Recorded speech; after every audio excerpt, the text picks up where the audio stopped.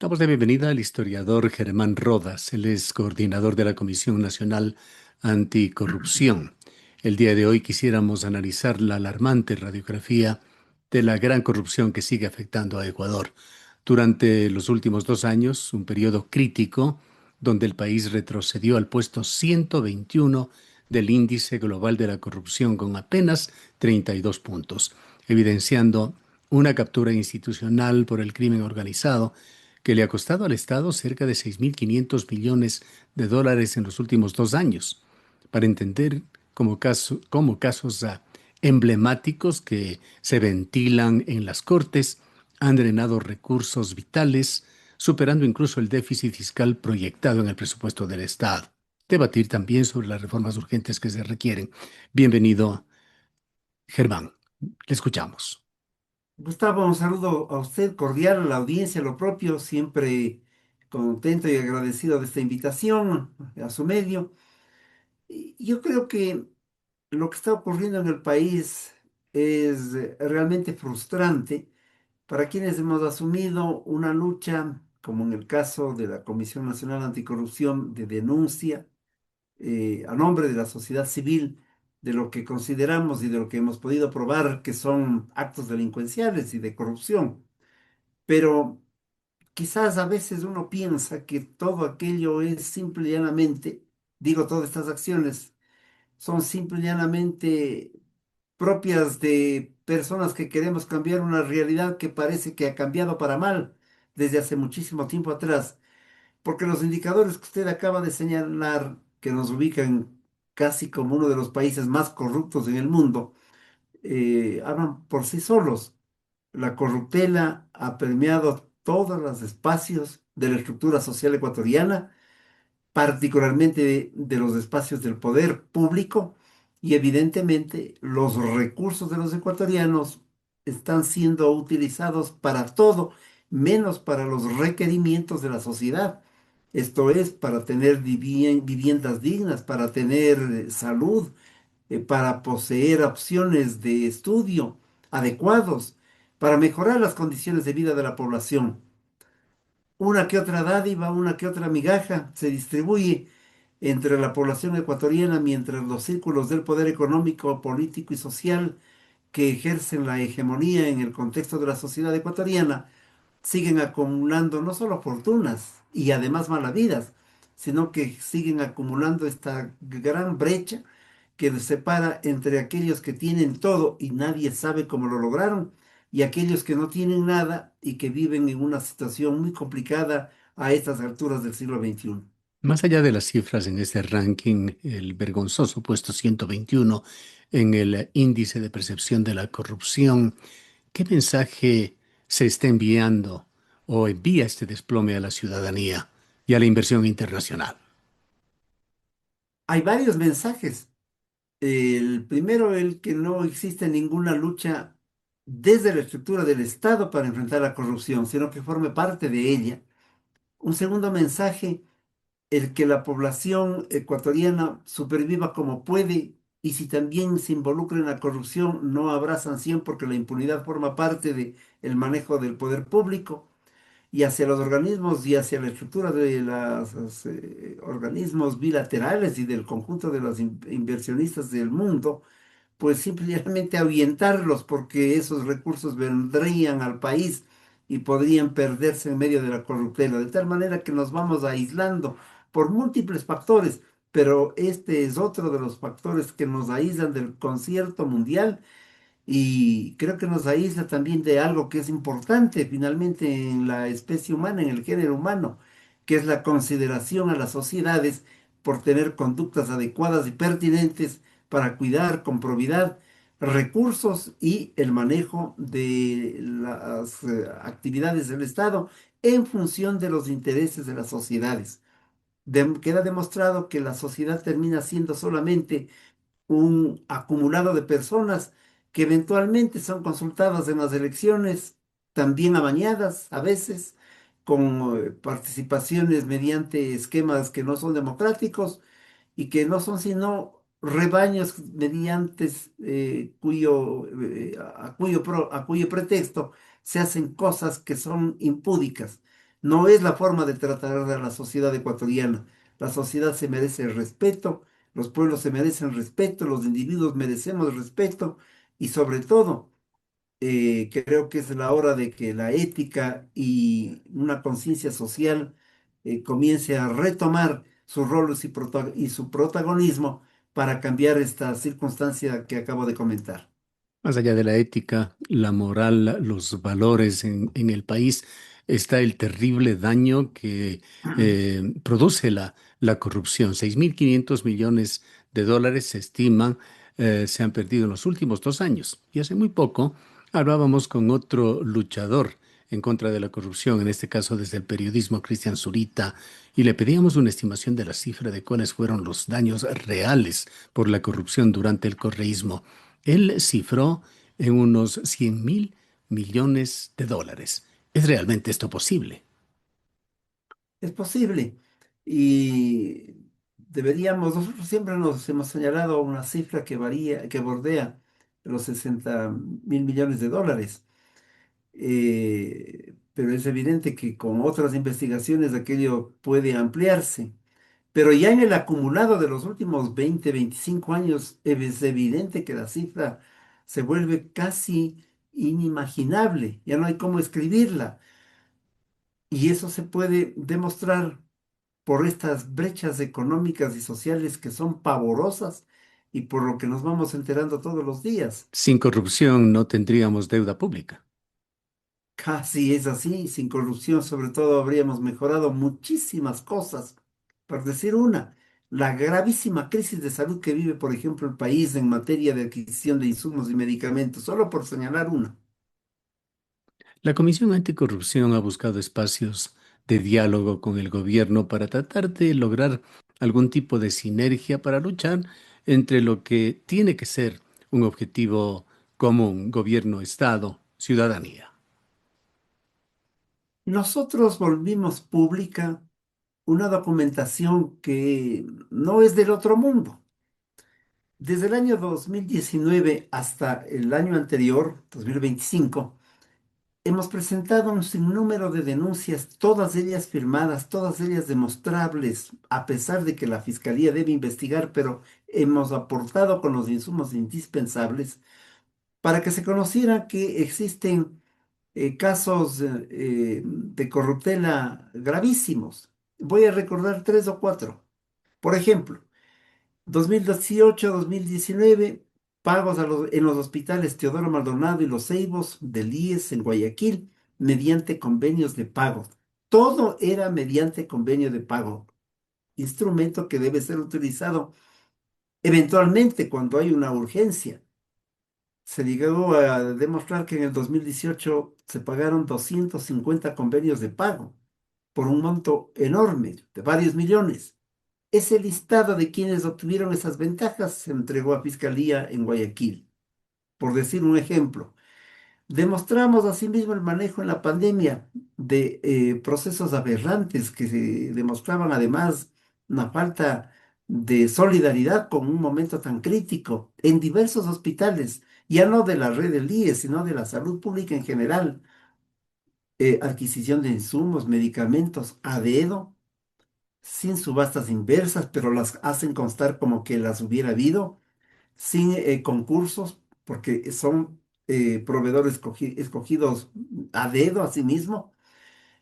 Y en los últimos meses perdón, del año 25, también, por ejemplo, en el Monte Sinaí, el propio Ministerio de Salud hizo adquisiciones como se les vino en gana con sobreprecios.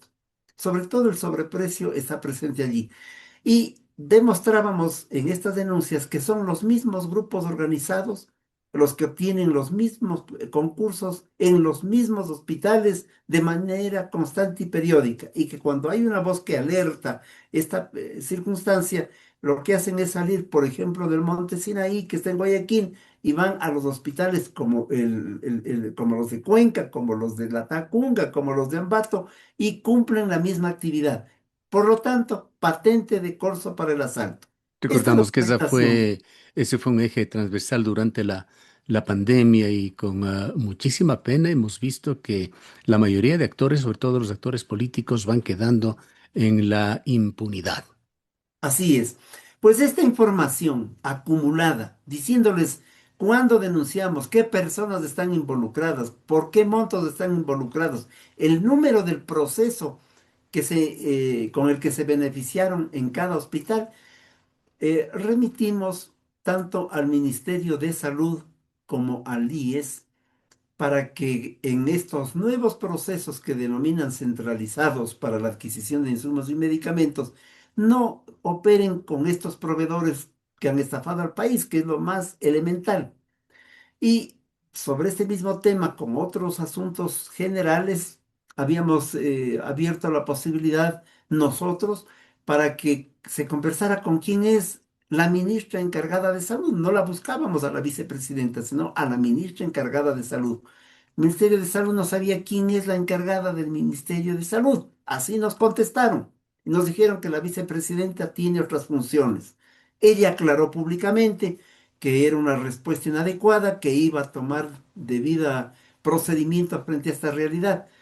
Pero parece que tampoco entendió lo que le pedíamos, lo que le decíamos, es decir, no contraten con estas gentes. Ella dice que le hemos hecho un pedido. No, lo que le hemos pedido no, es que lean la comunicación en su conjunto y se enteren que allí hay un grupo de proveedores que no deberían estar contratados. ¿Cree usted que llegó a ese punto de no leer su documento? Yo tengo la impresión, espero que esa sea la realidad. Porque luego viene un segundo momento. Nos dicen, reúnanse con unos asesores del Ministerio de Salud. Nosotros preguntamos, ¿asesores, funcionarios o la ministra? Nos dijeron los asesores. Nosotros, todo esto por escrito, remitimos una comunicación nueva diciendo, queremos reunirnos con la ministra para que procese esta información. Y en ese cuento nos hemos mantenido durante algún tiempo hasta que llegó luego una información del IES por medio de la cual lo único que pudimos apreciar son dos temas, también contestados por la comisión por ventanilla y con los sellos correspondientes, en el que nos quedaron claras dos cosas. Justo que algunos de los proveedores que nosotros hemos denunciado han sido favorecidos en estos últimos concursos, perdón, en estas últimas adquisiciones y compras por el IES. Y lo segundo, que esta entidad, no recuerdo el nombre, Flipper, ¿cómo se llama? Esta empresa norteamericana que venía a hacer una consultoría, todavía está en el horizonte del IES. Nos pusieron textualmente lo que acabo de señalar este momento por escrito. Perdón, en esta entrevista. Usted se refiere a Healthbird, posiblemente. Estoy tratando de ver el nombre, porque a veces uno se confunde. Es Helber. Ujú. Es decir, eso sí nos dijeron. Todavía sigue en el horizonte la posibilidad de esta contratación. Increíble, Y increíble. uno de ¿Y los por contratos que qué, se ha por qué le, llevado. le preguntaría, Germán, ustedes no han acudido a la fiscalía? Porque aspirábamos todavía a que la vicepresidenta, que lo dijo de manera pública, todo aquello que signifique que información y lucha contra la corrupción, allí estaré presente, aspirábamos a que podíamos reunirnos. Pero retomo su pregunta. Es que todo aquello que estamos conversando ya está en manos de fiscalía. El consolidado de los que han asaltado al país se entregó a Fiscalía desde el 2019, 2020 hasta el 2025. Y en algunas fiscalías comienzan a caerse los procesos de nuestras denuncias porque ellos tienen una práctica realmente perversa. Ellos mismos, dicen los fiscales, ya han pasado 7, 8 años y no se ha iniciado la indagación previa. Por lo tanto, canastéese la denuncia. Estamos en esa realidad. Es decir, no actúan con la celeridad No necesaria, actúan, esto lo hacen conscientemente. Sigue viviéndose esto que se ha denunciado tanto en Ecuador, una justicia selectiva que se inicia en la fiscalía. es que la fiscalía Y voy a decir particularmente cuál, la del Guayas, una que dirige una doctora Pico, forma parte del acto colusorio. Todos los denunciados que están en Guayaquil saben que ella ni siquiera lee las denuncias, sino que deja correr el tiempo. Y cuando nosotros reclamamos ante la Judicatura Provincial, todo está concertado para darle la razón a la fiscal. Y evidentemente la fiscal pide a los jueces que se cierren los procesos. Han llegado a decir lo siguiente en el caso de los convenios de pago, que son dos hospitales. El juez dice, es grave que la fiscal me pida cerrar el caso porque solo ha investigado el un hospital, el Teodoro Maldonado, y no lo ha hecho los CEIBOS. Pero como han pasado 7 años, se deduce que ya también todo está fuera de tiempo. Por lo tanto, le doy la razón a la fiscal. Vamos a la Judicatura Provincial. En menos de 3 o 4 días, la Judicatura Provincial les da la razón a la fiscal y al juez. Y los denunciados, es decir, los proveedores, pasan inmediatamente a estar habilitados para seguir en los negocios. Eso es lo que está ocurriendo en el país. Y si es que Una vamos a justicia escalas más que más selectiva. altas de esta pirámide del sistema judicial de Ecuador, la situación es más preocupante con personajes como Godoy. Nos lleva esto a a la conclusión de que hemos pasado de las etapas antiguas de Ecuador, donde se hacían las cosas por sobornos, ahora a contratos en los cuales participa una especie de gobernanza criminal. ¿Siguen siendo botines políticos o al momento ya hay cajas chicas del crimen organizado dentro del Estado? Desde luego que sí.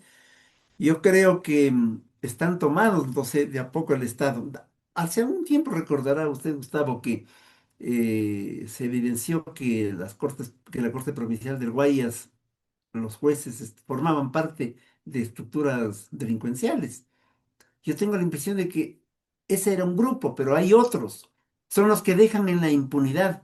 No solamente a los proveedores de insumos, debe haber otras personas que siguen negociando con el Estado, de tal manera que hay una justicia que les protege, les da toda la posibilidad de actuar, les da la impunidad del caso frente a las denuncias como las nuestras, y ellos siguen protegidos.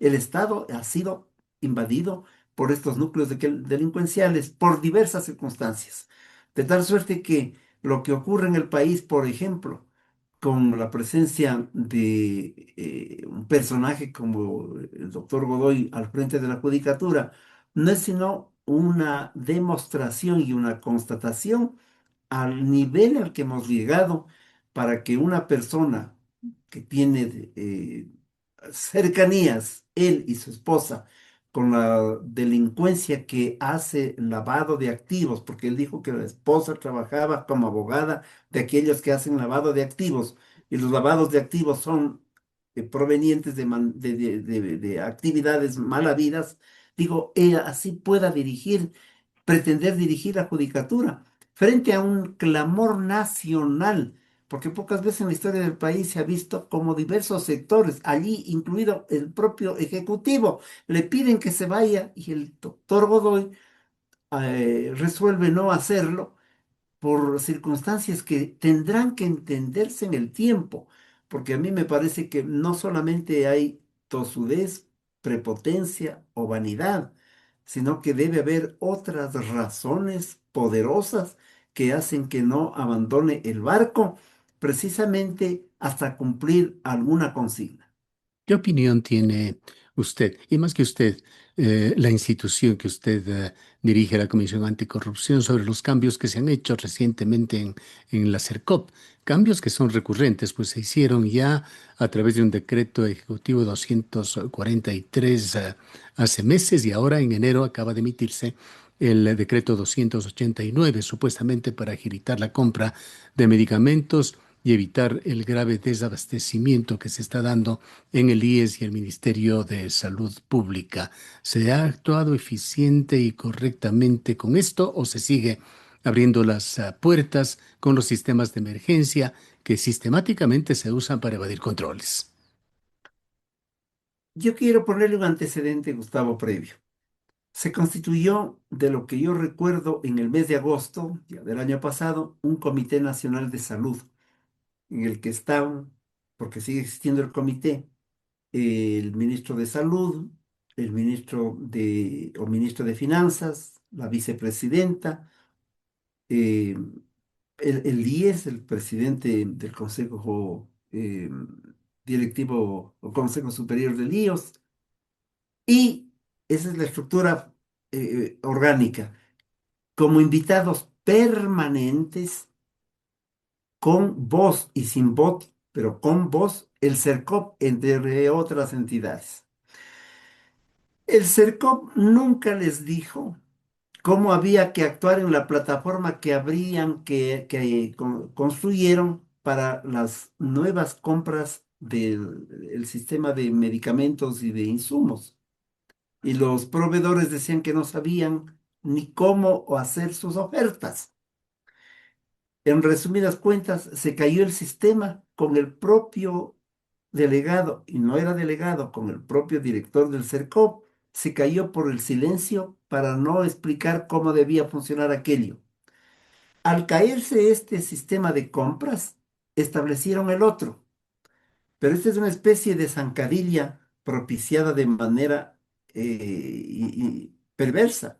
Por eso la comisión en su momento dijo, aquí no puede estar dirigiendo el CERCOP quien hace una trampita para llegar al otro paso, que es aquello que creemos que puede funcionar, la compra directa al proveedor para ganar tiempo en los procesos de la compra. Tengo mis temores de que el proveedor o los proveedores ya están escogidos y que por lo tanto esas compras directas no serán sino parte de un nuevo negocio. La- Ojalá me equivoque, pero esa es la impresión por todos los antecedentes que le acabo de señalar. en la parte final quisiera preguntarle algo muy coyuntural. El día de hoy amanecimos con la información de que se habían allanado tres viviendas en la capital de la República, dos de ellas de ex candidatos a la presidencia de la República por la Revolución Ciudadana. Esto de alguna manera refresca todo eso que hemos visto en los últimos años de que la corrupción suele financiar campañas. Ahora se acusa de lavado de dinero, supuestamente que vendría desde Venezuela. La pregunta que quiero hacerle es si la Comisión Nacional Anticorrupción tiene la capacidad para vigilar el dinero sucio que entra en las contiendas electorales, ahora que estamos en un año preelectoral. En realidad no. Gustavo, nuestro trabajo, que es ad honorem, no nos permite contar con sistemas que pudiesen ayudarnos a esta realidad, pero es evidente que no por por la organización política que usted acaba de señalar, sino en general, con partidos de alquiler, se producen hechos que deben ser averiguados de manera adecuada. Ojalá esto sirva para que se haga una revisión general sobre lo que significa el manejo de recursos de lavado en el país. Pero yo creo que hay un hecho que también se vuelve importante. Ojalá esto nos lleve a conclusiones certeras, adecuadas, pertinentes, pero no forme parte de una tramoya que termine tan solo en una confrontación política. Yo creo que la impunidad no puede tolerarse en ninguno de los casos en el Ecuador, pero hay mucha gente que, habiendo generado pérdida de recursos a los ecuatorianos, no solo que están impunes, sino que siguen ejerciendo funciones.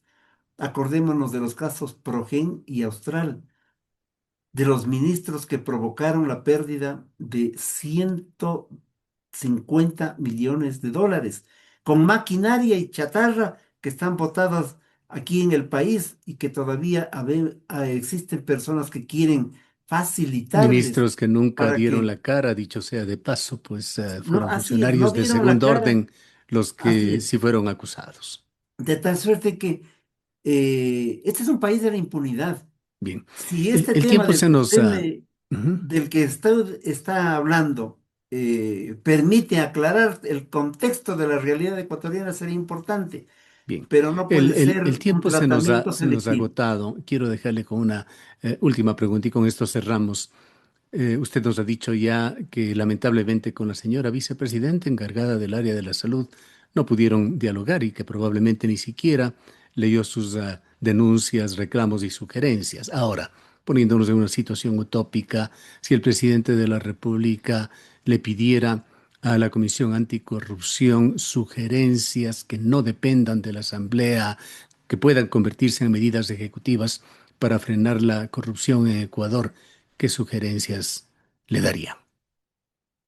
Bueno, yo no quisiera hablar sobre un hecho que puede ser, estar en la posibilidad o no, porque eso sería ya una respuesta corporativa de los compañeros, pero nuestra tarea es no solamente denunciar, sino también hacer propuestas, y lo hemos hecho a nivel nacional, emitiendo lo que significa un documento que le hemos llamado el Sistema Nacional Anticorrupción, que también han llegado algunas dependencias pero que parece que no lo leen, porque tienen otros manuales para la lectura.